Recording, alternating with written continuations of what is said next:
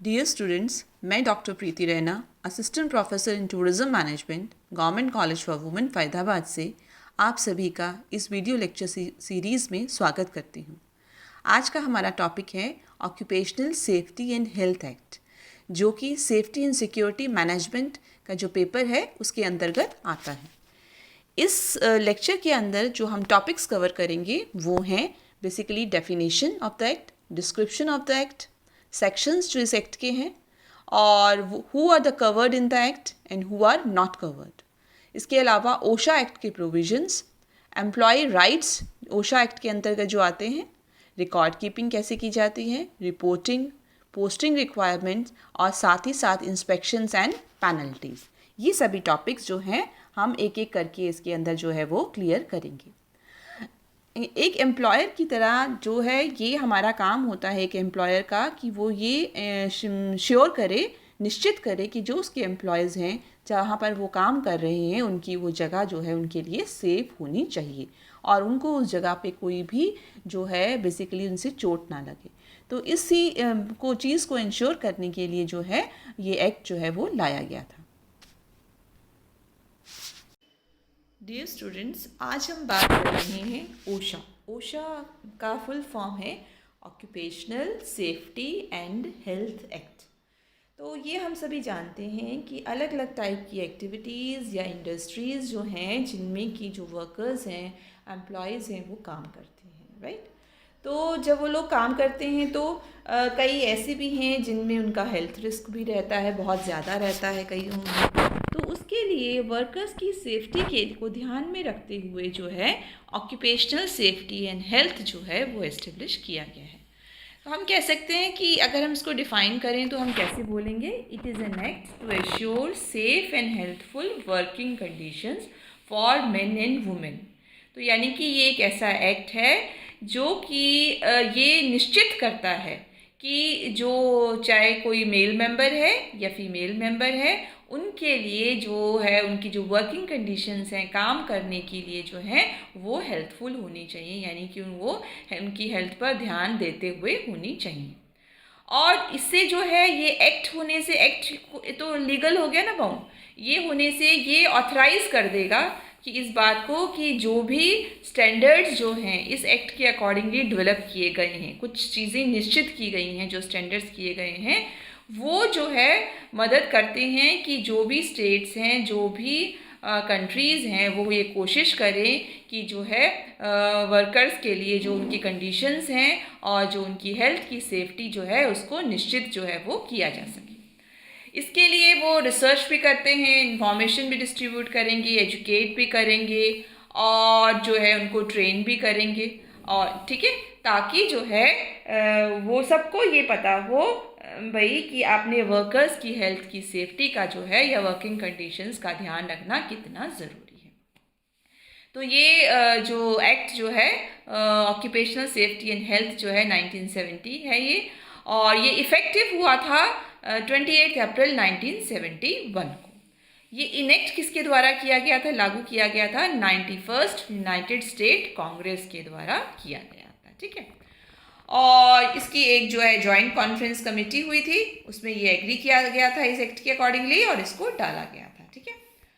सो अब हम बात करते हैं कि जो है अगर हम बोलें कि बेसिकली इसकी हिस्ट्री या जो है उसका थोड़ा सा एक आइडिया लेंगे तो जो गवर्नमेंट जो थी वो ये निश्चित करना चाहती थी कि वर्क प्लेस की हेल्थी या सेफ्टी जो है वो बहुत कम थी शुरुआत के दिनों के अंदर, और इसलिए जो है, और उस टाइम पर क्या होता था, अमेरिकन सिस्टम में जो है बहुत मास प्रोडक्शन होता था, बहुत ज़्यादा जो है माल बनता था, मशीनरी का इस्तेमाल होता था, तो पर जो वर्कर्स की प्रोटेक्शन के लिए जो है वो कोई किया नहीं गया था, और जो एम्प्लॉयर्स जो थे वो क्या किए जाते थे, उनके लिए कुछ नहीं किया जाता था। उनके पास में क्या था कि जो एम्प्लॉय जो वर्कर्स हैं वो बहुत सस्ते में मिल जाते थे, अगर किसी की डेथ हो गई या इंजरी हो गई उसको रिप्लेस करके दूसरा ला दिया जाता था, ठीक है, इस तरह से किया जाता था।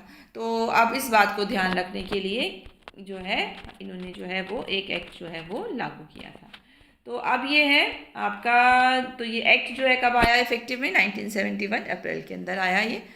इसका डिस्क्रिप्शन क्या है, मतलब ये बेसिकली एक्ट है क्या, इन पासिंग द एक्ट को पास करते हुए कांग्रेस ने ये डिक्लेयर किया कि इसका पर्पज़ है कि ये इंश्योर किया जा सके, निश्चित किया जा सके जितना पॉसिबल हो सके कि हर व्यक्ति जो है वो जो भी देश का व्यक्ति है वो सेफ़ हो, उसके लिए काम करने की कंडीशंस जो हैं हेल्थफुल कंडीशन हो, ताकि हम अपने ह्यूमन रिसोर्स को भी सेव कर सकें। ह्यूमन रिसोर्स क्या है? ये भी ह्यूमन रिसोर्स है। ऐसा नहीं है कि यहाँ पे एक वर्कर मिल गया, दूसरा वर्कर मिल गया तो किसी की जान की कीमत नहीं है।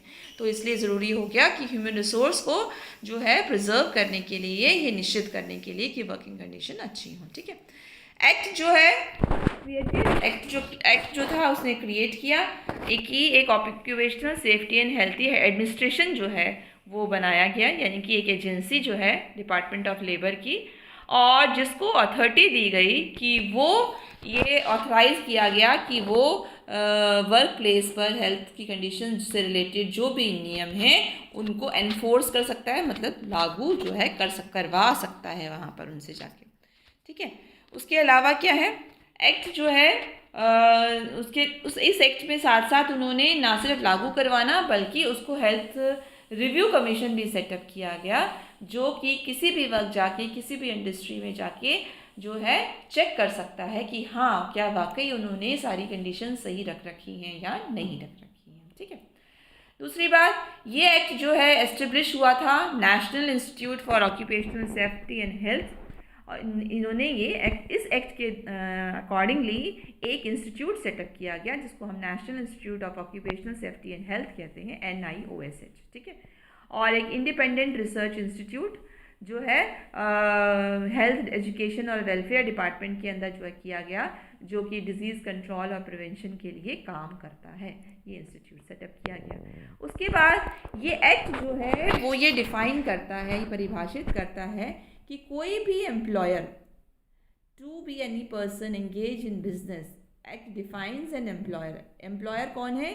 जो अपने अंडर वर्कर्स से काम करवा रहा है। ठीक है, पर्सन, तो वो क्या कहता है कि जो भी पर्सन उसने रखे हैं, एंगेज किए हैं अपने बिजनेस के लिए, जिसके पास एम्प्लॉयज़ हैं, काम कर रहे हैं, ठीक है, और ये एक्ट जो है एम्प्लॉय करता है उनको।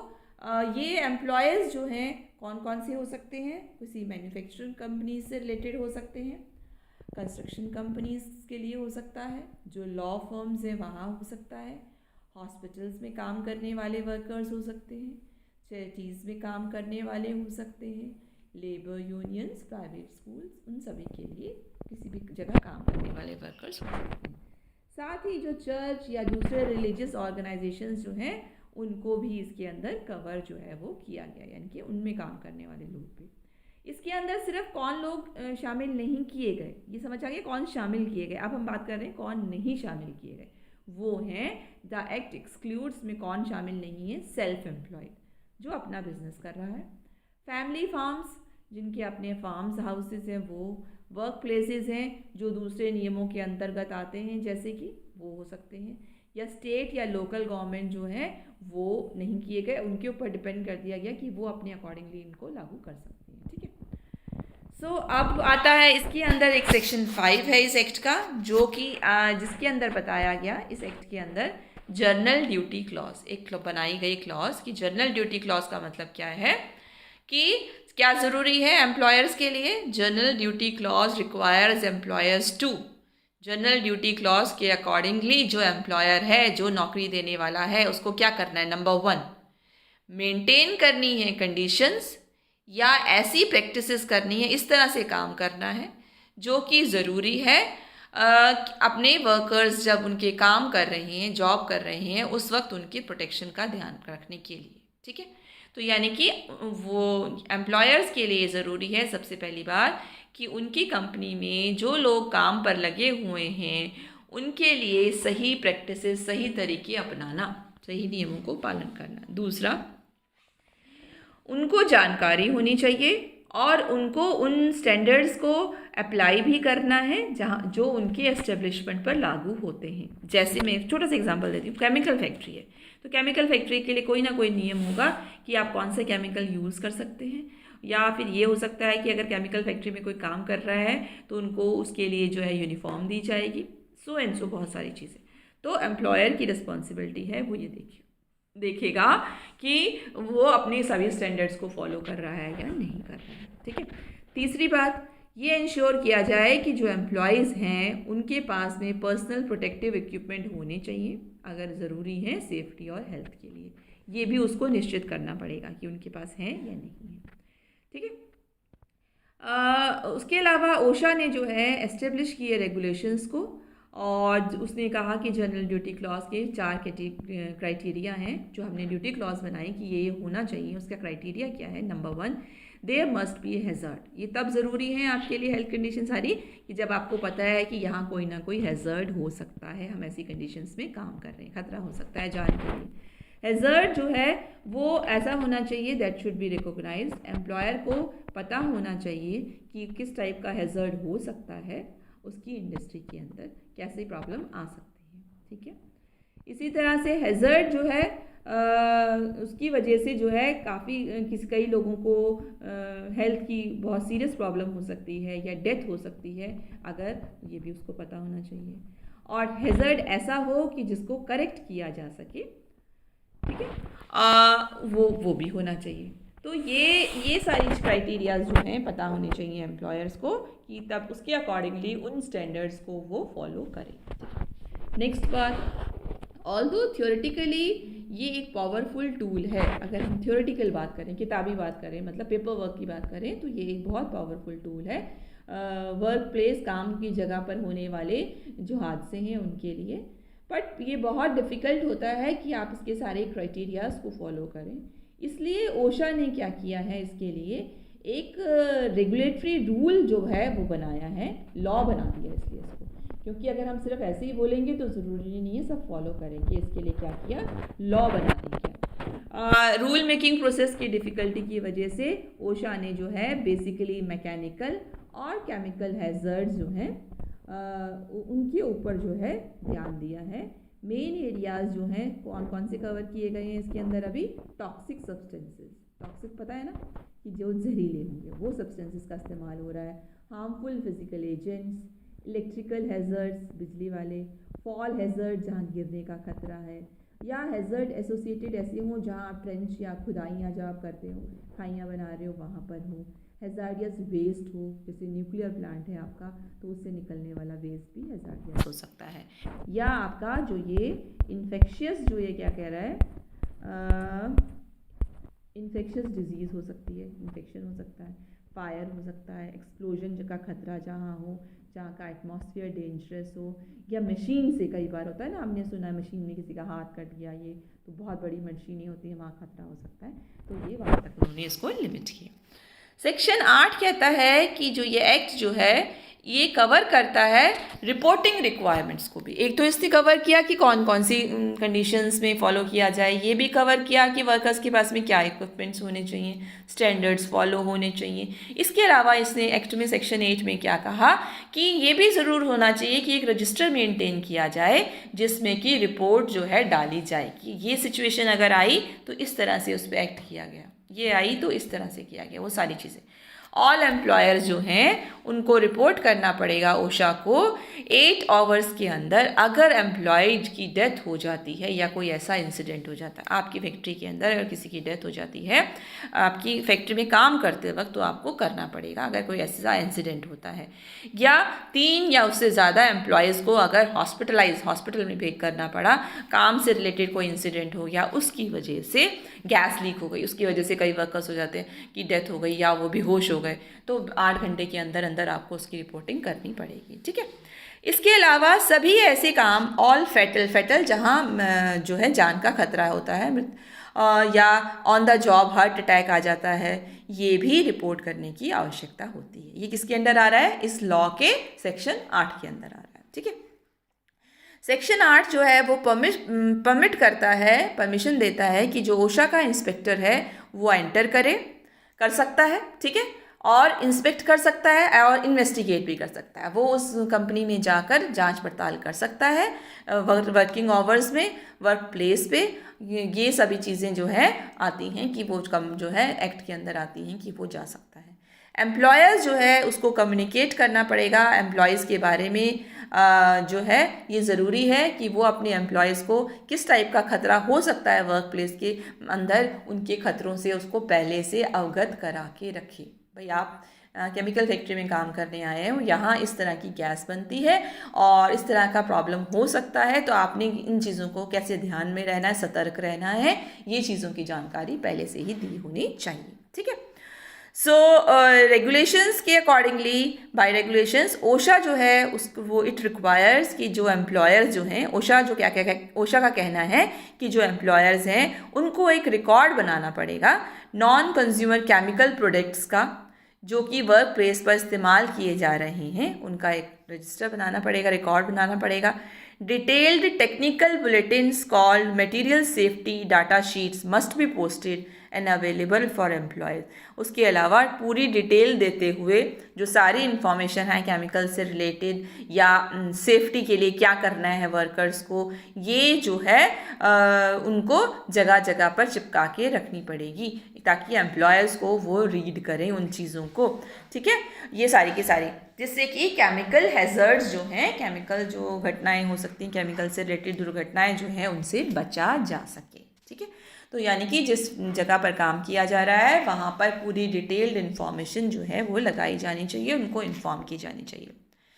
ओशा को ये भी रिक्वायर करता है कि एम्प्लॉयर्स जो हैं वो रिपोर्ट करें हर घटना के बारे, दुर्घटना के बारे में जो जॉब से रिलेटेड है, जिसके लिए मेडिकल ट्रीटमेंट की आवश्यकता है। ठीक है, और ये जो वो बनाएंगे, जो लॉग बुक जो बनाएंगे, यानी कि जो रजिस्टर मेंटेन करेंगे work related injuries and illness, काम से रिलेटेड घटनाएं या कोई बीमारियां होती हैं उससे रिलेटेड, उसको उन्होंने क्या नाम दिया, ओशा लॉग या फॉर्म 300। ओशा लॉग या फॉर्म 300 का नाम दिया उस बुक का, रजिस्टर का, उसके अंदर इनको एंटर करना पड़ेगा। और एनुअल समरी जो है लास्ट में साल की जो पूरी डिटेल्स जो हैं वो भी उसको पोस्ट करनी पड़ेंगी 3 महीने के लिए, और रिकॉर्ड्स जो हैं वो आप अगले 5 साल तक के लिए संभाल के रखने होंगे, जब भी इंस्पेक्शन हो तो वो दिखाने पड़ते हैं। ठीक है, तो ये बात समझ आ गई। सेक्शन 8 क्या कह रहा है? सेक्शन 8 ने क्या बोला कि भाई आपको सारी इंफॉर्मेशन जो हैं वो रिपोर्टिंग रिक्वायरमेंट जो है वो आपको मेंटेन करनी पड़ेगी, कौन सा रजिस्टर, फॉर्म 300 के अंदर। ठीक है, अगला सेक्शन 11C जो है वो क्या कहता है इस एक्ट का, that prohibit any employer from discharging, retailing और discriminating against any employee because the worker has excise rights under the act. इस का कहने का मतलब है, इस सेक्शन 11 के अंदर ये कहता है कि अगर किसी उसके एम्प्लॉयर ने इस एक्ट के अंदर अपने अधिकार का इस्तेमाल किया है, तो इसकी वजह से एम्प्लॉयर जो है उसके साथ में जो है भेदभाव नहीं कर सकता है, डिस्क्रिमिनेट नहीं कर सकता है। जैसे कि एम्प्लॉयर्स को अपने राइट पता है, वो अपने राइट के लिए बोलेंगे, अधिकार के लिए लड़ेंगे या इन्फॉर्म जो है अधिकार के लिए कंप्लेंट भी करेंगे। तो अगर वो ऐसा करते हैं तो उनके साथ में मतभेद, यानी कि उनके साथ में जो है ये नहीं कि उनको निकाल दिया जाए, उनको पनिशमेंट दी जाए, उनको तनख्वाह नहीं दी जाए, ऐसी कुछ भी नहीं किया जाएगा। और ये राइट्स क्या हैं, उनके अधिकार कौन से हैं? द राइट्स में आते हैं कि वो कंप्लेन कर सकते हैं ओशा को, और ओशा से कह सकते हैं कि वो आके कंपनी का इंस्पेक्शन करें, और साथ में ओशा की इंस्पेक्शन में शामिल भी हो सकते हैं, पार्टिसिपेट भी कर सकते हैं, और कोई भी चीज़ें जो हैं ओशा से रिलेटेड, जो इंस्पेक्शन से रिलेटेड हैं, उनको इन्फॉर्मेशन भी दे सकते हैं। वर्कर्स हैं, वर्कर्स को पता है यहाँ कैसी दुर्घटना होती है। अब क्या है, ओशा की टीम आई तो ओनर उनसे मिलकर उन जगहों को दिखाता ही नहीं जहाँ प्रॉब्लम है, तो आप कुछ एज ए वर्कर कर, आपका अधिकार है, आप उसके साथ मिलकर उसको वो जगहें, वो प्रॉब्लम्स बता सकते हो। ठीक है, और इस एक्ट के अंदर सेक्शन 11 के अंदर एम्प्लॉयर को जो कहा गया है कि वो आपके साथ में कोई भी भेदभाव नहीं कर सकता है। क्लियर? चलिए, अब आता है हमारा सेक्शन 8। सेक्शन 18 जो है इस एक्ट का, वो ये परमिशन देता है और एनकरेज भी करता है कि जो सभी स्टेट्स हैं वो इस ऑक्यूपेशनल हेल्थ प्लान को जो है अडॉप्ट करें, स्टैंडर्ड्स को फॉलो करें। ठीक है, और इफ़ेक्टिव रूप से उनको जो है एम्प्लॉयमेंट को के लिए एम्प्लॉयर्स को जो है सेफ़ और हेल्थफुल कंडीशंस जो है वो प्रोवाइड करें। स्टेट्स जिनके पास प्लान होते हैं उनको ओशा स्टेट्स भी क्या कहा जाता है। ठीक है, तो ये है बेसिकली कंप्लीट ओके, तो ये सारे की सारी चीज़ें इसके अंदर शामिल आ गई। ये सारे के सारे जो एक्ट है, इतना एक्ट आपको क्लियर हो गया। इसके आगे हम फिर इसको डिटेल में और पढ़ेंगे कि इसके क्या प्रोविजंस हैं, पर बेसिक चीज़ आपको क्लियर हो जानी चाहिए कि हमने ओशा जो है किस चीज़ से रिलेटेड काम कर रहा है। ठीक है डियर स्टूडेंट्स, हम ओशा एक्ट को एक बार दूसरी तरीके से फिर से पढ़ रहे हैं आपको समझाने के लिए। वो बेसिकली क्या कहते हैं कि जो है एज एन एम्प्लॉयर जो है आपकी ये ड्यूटी है कि आप ये निश्चित करें कि जो आपके एम्प्लॉयज़ हैं वो सेफली जो हैं काम कर पाएँ आपकी जगह पर। इसको निश्चित करने के लिए कि वो बीमार ना हो या उनको कोई इंजरी ना हो, इस बात को इंश्योर करने के लिए, निश्चित करने के लिए वर्क प्लेस की सेफ्टी के लिए occupational safety and health act जो है उसको फॉलो करने की आवश्यकता होती है। सो ये एक्ट क्या है? ये एक्ट जो है क्या है, इसको हम बोलते हैं occupational safety and health act 1970 बोलते हैं। ये एक फेडरल लॉ जो है वो एडमिनिस्ट्रेड एक्ट है, जो कि और इसका मतलब क्या है कि एम्प्लॉयज़ जो हैं वो काम की जगह पर सेफ होने चाहिए। ठीक है, ओशो एक्ट जो है क्रिएट करता है और साथ साथ एनफोर्स, ज़बरदस्ती लागू करवाना करता है बेसिकली, और हेल्थ स्टैंडर्ड्स जो हैं बिजनेस के लिए, यानी कि क्रिएट भी करता है और उनको लागू भी करवाता है। सो अब हम बात कर रहे हैं कि बेसिकली इसमें कौन कौन कवर्ड है। अभी हमने बात की थी। सो ओशा एक्ट के अंदर कौन कौन लोग कवर्ड है? Mostly private sector employees and जो दूसरे स्टेट एम्प्लॉयज़ हैं कुछ जगहों के, वो भी इसके अंदर कवर्ड आते हैं। अप्रूव्ड स्टेट्स जो हैं वो प्लान करते हैं उसको, और लोगों को भी इसके अंदर शामिल कर सकते हैं। जो अप्रूव्ड होते हैं स्टेट गवर्नमेंट, लोकल गवर्नमेंट, वो अपने लेवल पर कर सकती हैं। इसके अंदर कौन कौन लोग नहीं आते? सेल्फ एम्प्लॉयड वर्कर्स इसमें शामिल नहीं हैं, और फार्मर्स जो हैं, जो एम्प्लॉयड होते हैं, फैमिली मेम्बर्स उनके नज़दीकी जो फार्मर्स के, वो शामिल नहीं हैं। वर्किंग कंडीशन जहाँ पर कि फेडरल एजेंसीज जो हैं वो काम कर रही हैं, रेगुलेट कर रही हैं वर्क सेफ्टी का, किसी और लॉ के अंतर्गत अगर आती हैं, नियम के अंतर्गत, तो वो इसमें नहीं आती।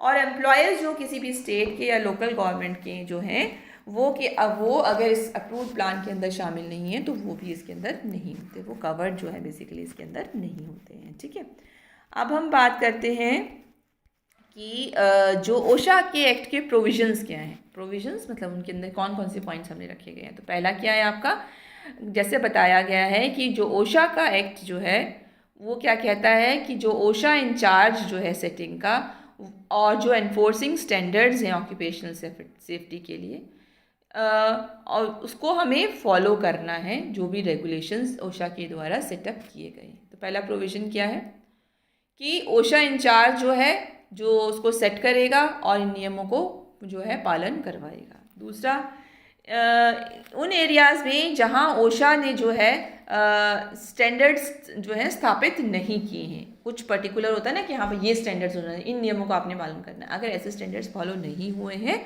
तो आपको ओशा एक्ट की जो जर्नल ड्यूटी क्लॉज है उसको फॉलो करना है, जो कि ज़रूरी है आपको अपने बिजनेस को हैज़र्ड फ्री रखने के लिए, खतरे से बाहर रखने के लिए।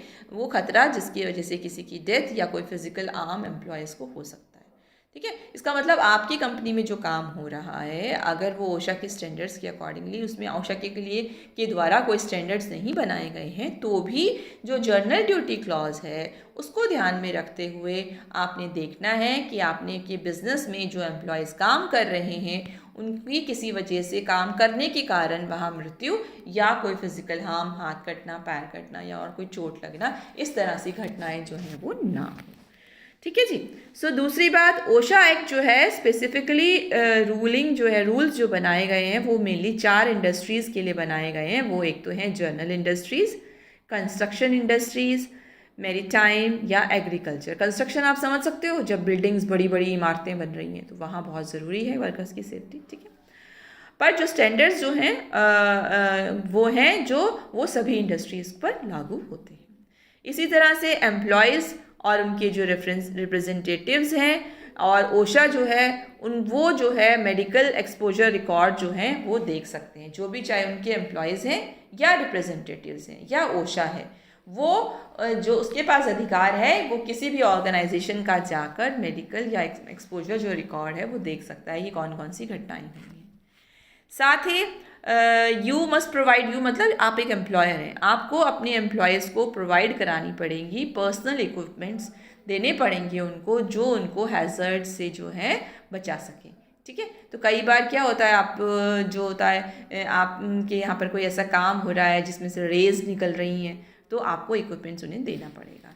आपको अपने एम्प्लॉयज़ को ट्रेन भी करना पड़ेगा कि किस तरह से सही तरह से वो इक्विपमेंट का इस्तेमाल करें, क्योंकि अगर वो प्रॉपर्ली ट्रेन नहीं होंगे तो कोई ना कोई दुर्घटना आसानी से हो सकती है।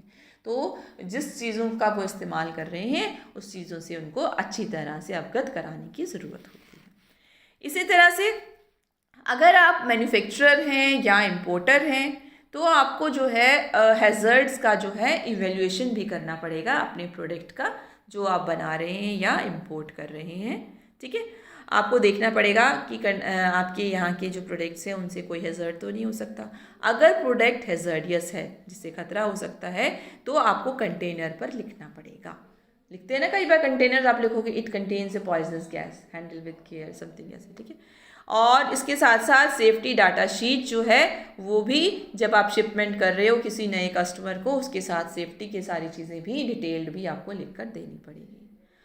अगर आप हैज़र्डियस मटेरियल्स यूज़ कर रहे हैं बिजनेस के अंदर तो उनके ऊपर लेबल्स ज़रूर लगे हुए होने चाहिए। सेफ्टी डाटा शीट यानी कि किन चीज़ों का पालन करा जाना चाहिए सेफ्टी के लिए, वो सारे नियमों से रिलेटेड जो शीट है वो भी लगी होनी चाहिए।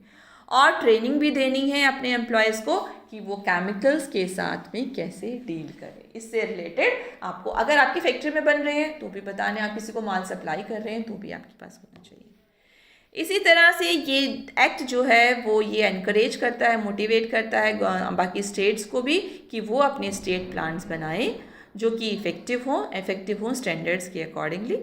अगर आप ऑक्यूपेशनल सेफ्टी लॉज को फॉलो कर रहे हैं तो जो है आप ये निश्चित करें कि जो वो लॉज जो हैं वो अप्रूव्ड होने चाहिए, राइट। इसके बाद हम करते हैं कि एम्प्लॉय, ये तो एम्प्लॉयर के लिए हमने बात की थी, उसको क्या क्या इसका ध्यान रखना है। अब एम्प्लॉय के लिए जो वर्कर है उसके क्या राइट्स हैं। पहला, एम्प्लॉय के पास में राइट है कि वो वर्क प्लेस जिस जगह वो काम कर रहा है वहाँ की कंडीशंस अगर अच्छी नहीं है तो उसकी कंप्लेंट ओशा को कर सकता है। ठीक है, और जो एम्प्लॉयज़ जो हैं वो जो हैं की कॉन्फिडेंशियल एम्प्लॉयज़ जो हैं उनकी जो आईडी जो है, मतलब उनकी आइडेंटिटी जो है जो वो कॉन्फिडेंशियल रखी जाती है। ओशा के जो वर्कर्स आएंगे चेक करने के लिए वो ये नहीं बताएंगे कि हमें कंप्लेंट किसने की थी बेसिकली। ओके, दूसरी बात, एम्प्लॉयज़ जो हैं वो उनको परमिशन होती है कि जब ओशा की जगह जो है ओशा वाले वर्क प्लेस का, काम की जगह का जब इंस्पेक्शन करने के लिए आते हैं तो वो भी उनके साथ इस एक्टिविटी में पार्टिसिपेट कर सकते हैं। और जब ओशा जो है एम्प्लॉयर को कुछ अमाउंट देती है कि या कुछ समय देती है बेसिकली उसको करेक्ट करने के लिए, तो एम्प्लॉयज़ को ध्यान रखना है कि वो उस टाइम लिमिट में उस काम को कर दें। अब वो बोल के जाते हैं 15 दिन में इंस्पेक्शन के लिए आए, आपकी जो है सेफ्टी कंडीशंस आपकी सही नहीं है, 15 दिन में ये पूरी होनी चाहिए। तो एम्प्लॉयज़ इस बात का ध्यान रहे कि वो 15 दिन में पूरी कर लें, नहीं तो वो फिर से कंप्लेंट कर सकते हैं। ठीक है, तो इतनी बात आपको समझ में आ रही है ना ये क्लियरली कि हमारे क्या क्या हम बात कर रहे हैं, राइट। इसी तरह से हम कहते हैं कि जो एम्प्लॉयज़ जो हैं उनके पास अधिकार है कि जो अभी हमने बात की थी ना कि भाई अगर उन्होंने कंप्लेंट की है तो उनके अगेंस्ट कोई नेगेटिव एक्शन ना लिया जाए, उनके साथ कोई भेदभाव ना बरता जाए, इसके लिए भी। एक और बात हमने नेक्स्ट की थी रिकॉर्ड कीपिंग की, जो हमने कहा कि भाई जो भी इंसिडेंट्स होते हैं तो कौन सा रजिस्टर था, लॉग जो रजिस्टर था आपका, या जो बुक जो थी आपकी ओशा 300 वाली, उसके अंदर जो है आपको सारी डिटेल्स होनी चाहिए। ऑल एम्प्लॉयज़ जो हैं जो भी ओशा के अंदर आते हैं उनको रिपोर्ट करना चाहिए। ओशा के वर्क प्लेस से रिलेटेड जो भी इंसिडेंट्स होते हैं, कोई भी किसी की डेथ होती है, एम्पुटेशन, किसी का हाथ पैर कट जाता है, किसी की आँख हो जाती है, या कोई पेशेंट हॉस्पिटलाइज हो जाते हैं, वो सारी डिटेल्स होनी चाहिए। किस में होनी चाहिए, वो फॉर्म 300 के अंदर होनी चाहिए। बहुत सारी बिजनेस कंपनीज यूज़ करती हैं फॉर्म 300, उसके अंदर होनी चाहिए। उसके अंदर लॉग यानी कि पूरी इन्फॉर्मेशन, वर्क से रिलेटेड जो भी चोट लगती है, किसी को कोई बीमारी हो जाती है, इनसे रिलेटेड सारा रिकॉर्ड उसके अंदर होना चाहिए, वो फिल होना चाहिए फॉर्म 300 के अंदर। इंजरी या इलनेस इंसिडेंट रिपोर्ट होनी चाहिए, जहाँ जो भी रिकॉर्ड्स हुए हैं, ये रिकॉर्ड या इंजरीज जिनकी वजह से डेथ हुई है वो भी होना चाहिए। ठीक है, और कितने दिन उस डेथ उस या किसी को इंजरी हुई तो पर्सन कितने दिन काम से दूर रहना पड़ा उसको, और ऐसा कुछ कि अगर उसको कोई चोट लग गई तो उसके बाद में उसको किन एक्टिविटीज़ से रेस्ट्रिक्ट किया गया कि अब वो कौन सी काम नहीं करेगा, या उसका जॉब ट्रांसफ़र किया गया दूसरे डिपार्टमेंट में, या जो भी मेडिकल ट्रीटमेंट उसको दी गई फर्स्ट एड के अलावा, या वो बेहोश हो गया तो उसके लिए क्या किया गया, जो भी पूरी डिटेल जो है उस लॉग बुक यानी फॉर्म 300 के अंदर मेंशन की जानी चाहिए। छोटी मोटी चीज़ें जो हाँ जिसके लिए सिर्फ ऑब्जर्वेशन के लिए या काउंसलिंग के लिए अगर आया वो रिपोर्ट्स चाहे आप ना लिखिए, पर बाकियों को आपको लिखना है। ठीक है, अगर आपका बिजनेस में 10 या उससे फ्यूअर उससे कम एम्प्लॉयज़ हैं तो आपको जो भी हैं साल के अंदर आपके पास में सिर्फ 10 या 10 से कम एम्प्लॉयज़ काम कर रहे हैं तो आपको उसका रिकॉर्ड रखने की ज़रूरत नहीं है। ठीक है, तो ब्यूरो जो है अनलेस जब तक कि अगर ओशा का वाले खुद कहते हैं कि रिकॉर्ड रखो तब रखने की ज़रूरत है, अदरवाइज़ अगर 10 से कम है तो रखने की ज़रूरत नहीं है। ठीक है, इसके अलावा अगर आपका बिजनेस ये माना जाता है कि आपके बिजनेस में लो हैज़र्ड से कम खतरा है काम करने के लिए तो भी आपको रिकॉर्ड रखने की आवश्यकता नहीं है जब तक कि आपको रिटर्न में ना कहा जाए कि भाई ओशा वाले बोले कि आपको रिकॉर्ड रखना है। क्लियर ये दोनों बातें? इसमें जैसे अब लो हैज़र्ड में कौन कौन आते हैं कम खतरे वाली चीज़ों में, एक तो रिटेल स्टोर्स हो गए, ईटिंग या ड्रिंकिंग की जो जगह हैं वो हो गई, फाइनेंस कंपनीज, इंश्योरेंस कंपनीज या रियल एस्टेट एजेंसीज हो गई, कुछ और इंडस्ट्रीज़ जहाँ पर्सनल या बिजनेस सर्विसेज होती हैं, medical dental officers, legal education institutions या मेंबरशिप ऑर्गेनाइजेशन, यहाँ खतरा कम होता है। सो अब हम बात कर रहे हैं जो रिपोर्टिंग की, जो हमने अभी की थी, हमने इकट्ठा करना है क्विकली, हमें जो है क्विकली कितना था 8 घंटे तक हमें रिपोर्ट कर देना है। और वर्ड रिपोर्टेड सारे इंसिडेंट जो हैं जो भी फैटिलिटीज़ अगर आपके यहाँ पर होती हैं करिंग उनको 30 दिन तक आपको 8 घंटे के अंदर फाइंडिंग आउट उसके बारे में, और अगर उसकी वजह से किसी की डेथ हो गई है तो 30 दिन तक आपको सारी रिपोर्ट जो है वो सेंड कर देनी चाहिए। तो आई होप अब आप सबको एक आइडिया पूरा मिल गया है ओशा क्या चीज़ है। Occupational safety and health act जो है उसके तहत जो है आपने एक जो है ऑर्गेनाइजेशन सेटअप की जो ये ध्यान रखेगी कि सभी ऑर्गेनाइजेशन जो हैज़ार्डियस रिलेटेड वाली कैटेगरीज़ में आती हैं वो जो हैं अपने एम्प्लॉयज़ के लिए सेफ्टी और हेल्थ से रिलेटेड जो कंडीशंस जो हैं वर्किंग कंडीशंस उनको प्रोवाइड कराएं बेसिकली। तो वो प्रोवाइड कराई जाएं, इसको लागू कराया जा सके, इस पर फोर्सफुली किया जा सके, उसके लिए ये एक्ट बनाया गया है और उनकी टीम है जो समय समय पर इंस्पेक्शन करती है। ठीक है, I hope it's clear. Thank you students. ये कुछ रेफरेंसेस हैं, तो इस एक्ट के बारे में और डिटेल में जानने के लिए आप इन रेफरेंसेस के थ्रू जो है आगे जो है स्टडी जो है डिटेल में कर सकते हैं। इसके अलावा आप हम जो है थोड़ा सा इवैल्यूएशन के लिए हमने रखे हैं multiple choice questions. First is what is the full form of OSHA? Options हैं organisation safety and health act, occupational security and health act, occupational safety and hotel act या occupational safety and health act. Question number 2, OSHA became effective in the year, कौन से year में effective हुआ था? 1972, 71, 70 या 1975। Question number 3, who is covered by the OSHA act, कौन covered हैं इसके अंदर? Farmers, private sector employers, self employed workers या none of the above. Question number 4, who is not covered by OSHA act, self employed workers, farmers, private employee या both a and b. Question number 5 है who has the access to relevant medical and exposure records, कौन जो है वो देख सकता है इन रिकॉर्ड्स को? एम्प्लॉयर, एम्प्लॉयज़, ओशा या all of the above.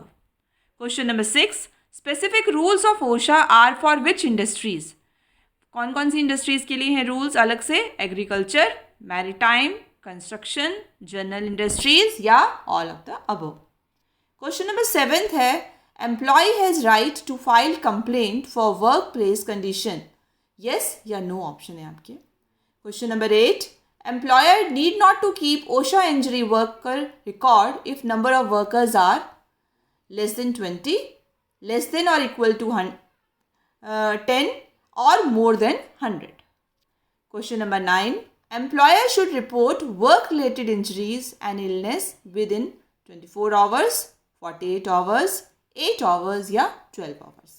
And question number 10, the log of work related illness is recorded in the form 100, form 200, form 300 या form 150.